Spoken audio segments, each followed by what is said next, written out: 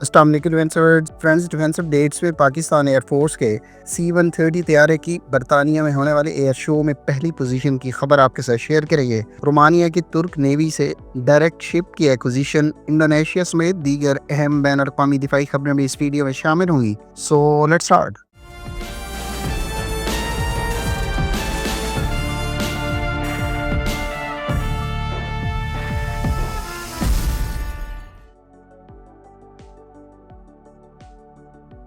France ترک company اسلسان نے north Macedonia کو اپنے 2 نئے سسٹمز باقاعدہ پرووائڈ کر دیے ہیں۔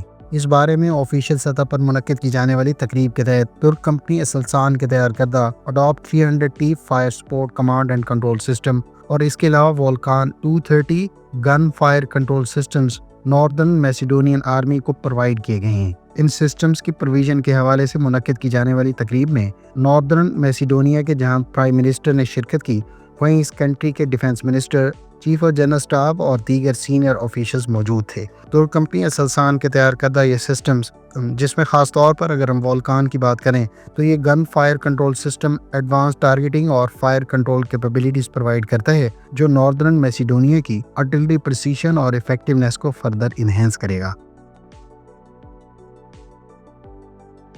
فرینڈز، پاکستان ایئر فورس کے Royal International Air Tattoo show میں شرکت کرنے والے کنٹینجنٹ نے پہلی پوزیشن حاصل کی ہے۔ is the C-130H from number 6 Air Mobility Squadron, Pakistan Air Force.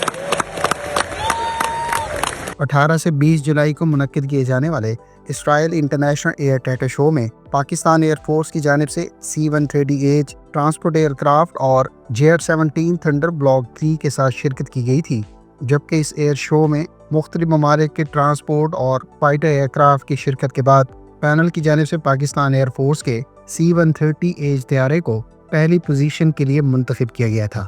Royal International Air Tattoo show میں پہلی پوزیشن حاصل کرنے والے کنٹینجنٹ کو کانکورڈ ایلیگنس ٹرافی دی جاتی ہے، جو اس دفعہ پاکستان ایئر فورس کے C-130 طیارے نے ون کی۔ خیال رہے کہ پاکستان ایئر فورس کے زیر استعمال اس سے پہلے بھی ایک C-130 طیارے نے 2016 میں ہونے والے Royal International Air Tattoo show میں پہلی پوزیشن حاصل کی تھی، جبکہ 2019 کے شو میں پاکستان ایئر فورس کے C-130 طیارے دوسرے نمبر پر رہے تھے۔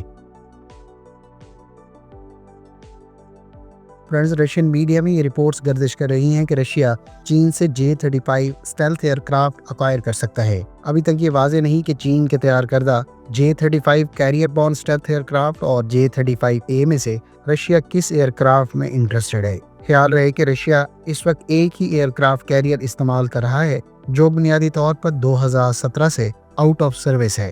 حال ہی میں یہ رپورٹس بھی سامنے آئی تھی کہ روس اس ایئر کرافٹ کیریئر کو اپ گریڈ اور سروس کے قابل بنانے میں مختلف وجوہات کو لے کر مکمل طور پر ناکام رہا ہے، اور شاید یہی وجہ ہے کہ وہ اپنی اس ایئر کرافٹ کیریئر کو بھی آنے والے عرصے میں باقاعدہ ریٹائر کر کے اسکریپ کر دے گا۔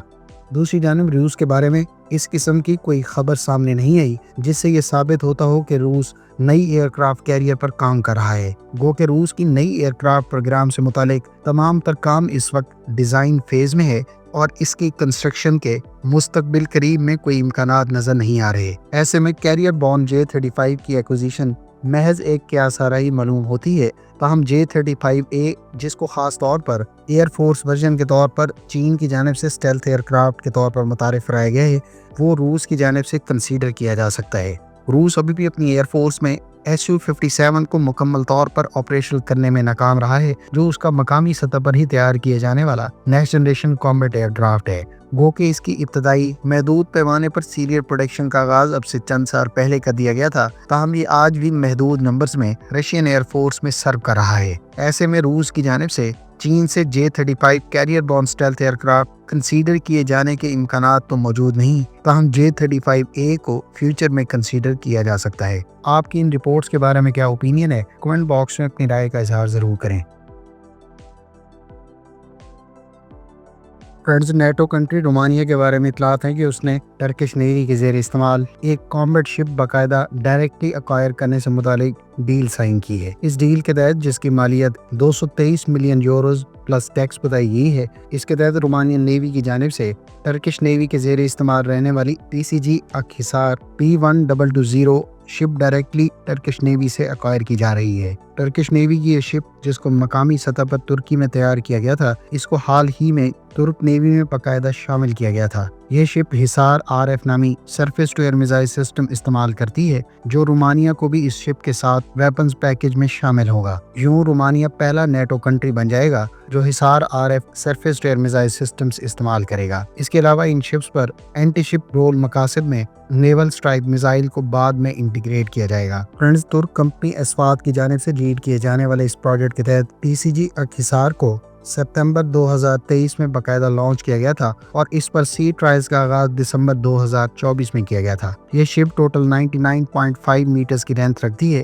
جبکہ اس کی فل ڈسپلیسمنٹ 2300 ٹن اور یہ ٹوٹل 104 پرسنل کو اکوموڈیٹ کر سکتی ہے۔ اس شپ کے دیگر ویپنز پیکج میں اٹماکا اینٹی شپ کروز میزائل، MKE کی 76 ملی میٹر کی مین گن جسے مقامی سطح پر ہی تیار کیا گیا ہے، اس کے علاوہ دو 12.7 ملی میٹر کی ریموٹ کنٹرول ویپن سٹیشنز اور Hisar O vertical launch surface to air missile system کے علاوہ ایساسان کے گوگدنیز 35 ملی میٹر کے کلوز ان ویپن سسٹم کو استعمال کیا جا رہا ہے۔ فرینڈز، US ایئر فورس نے اس بات کا انکشاف کیا ہے کہ اس کے next generation combat aircraft کے لیے تیار کیے جانے والے نیکسٹ جنریشن انجن کی ڈیولپمنٹ 2 سال سے زائد عرصے کے لیے تاخیر کا شکار ہے۔ خیال رہے کہ امریکہ اپنے نیکسٹ جنریشن یعنی 6 جنریشن کہے جانے والے air force specific F-47 stealth aircraft پر کام کر رہا ہے اور اس مقصد کے لیے next generation adaptive propulsion programme بھی پیرالل جاری ہے۔ اس پروگرام کے تحت ہائیلی ایڈوانسڈ انجن تیار کیا جا رہا ہے جو فیوچر کے نیکسٹ جنریشن ایئر کرافٹ کو پاور کرے گا۔ تاہم US ایئر فورس کی جانب سے جاری کردہ ریسنٹ رپورٹس کے مطابق اس طیارے سے متعلق ڈیولپ کیے جانے والا نیکسٹ جنریشن پروپلشن سسٹم بھی تاخیر کا شکار ہے اور ریسنٹ رپورٹس کے مطابق یہ تاخیر 2 سال سے زائد عرصے پر بھی محیط ہو سکتی ہے۔ امریکی صدر نے اب سے کچھ عرصہ پہلے ہی F-47 کے انتخاب کا اعلان کیا تھا، جس کے تحت امریکی ایئر فورس کے لیے next generation combat aircraft develop اور ڈپلائی کیا جائے گا۔ تاہم اس طیارے کی انیشیل ٹیسٹ فلائٹس اور ڈیولپمنٹ کے حوالے سے کسی قسم کی کوئی اطلاعات پبلک نہیں کی گئی۔ دوسری جانب اگر ہم چین کی بات کریں تو چین اس وقت 2 next generation combat aircraft کو ٹیسٹنگ کے مراحل سے گزار رہا ہے اور اس مقصد کے لیے اس نے J-50 اور J-36 کے نام سے next generation combat aircraft کے ایٹ لیسٹ بالترتیب ایک پروٹوٹائپ طیارہ بھی متعارف کروا دیا ہے۔ فرانس ترکیہ کی سفائن شپ یارڈ جو دراصل ٹرکش تائس شپ یارڈ کے کنسورشیم کے ساتھ ایفیلیٹڈ ہے، اس نے باقاعدہ انڈونیشین نیوی کے لیے 2 فاسٹ اٹیک کرافٹ کی کیل لیئنگ سیریمنیز کا انعقاد کیا ہے۔ سفائن شپ یارڈ کی جانب سے انڈونیشین نیوی کے لیے 2 KCR-70M فاسٹ اٹیک کرافٹ تیار کی جا رہی ہیں، جبکہ ترک حکام کی جانب سے پرووائڈ کردہ معلومات کے مطابق یہ فل کامبیٹ مشن ویسلز مختلف ترک کمپنیوں کے کنسورشیم کے تحت تیار کی جا رہی ہیں اور یہ انڈونیشین نیوی کے فلیٹ میں اگلے چند سالوں میں باقاعدہ انڈکٹ کر دی جائیں گی۔ KCR-70M دراصل سفائن شپ یارڈ کی FACM-70 ڈیزائن پر بیسڈ ہے، جو 70 میٹر لینتھ رکھنے والی فاسٹ اٹیک کرافٹ ہے۔ یہ فاسٹ اٹیک کرافٹ دراصل 850 ٹن کی ڈسپلیسمنٹ کے ساتھ 7 دن کی انڈیرنس اور میکسیمم 40 ناٹس کی سپیڈ رکھتی ہیں، جبکہ ان کی رینج 1600 نوٹیکل مائلز بتائی جاتی ہے۔ ان شپس کے ویپن سسٹم میں 76 ملی میٹر کی مین گن اور 8 سرفیس ٹو سرفیس میزائل کے علاوہ 2 12.7 ملی میٹر کے ڈیکوائل لانچنگ سسٹمز اور 2 ہی کلوز ان ویپن سسٹم سے اکوپ ہوں گی۔ فرینڈز، یہ تھیں آج کی ڈیفنس اپڈیٹس۔ امید ہے اس ویڈیو سے آپ کی معلومات میں اضافہ ہوگا۔ ملتے ہیں نیکسٹ ویڈیو کے ساتھ، اپنی دعاؤں میں یاد رکھیے گا۔ اللہ حافظ۔ پاکستان زندہ باد۔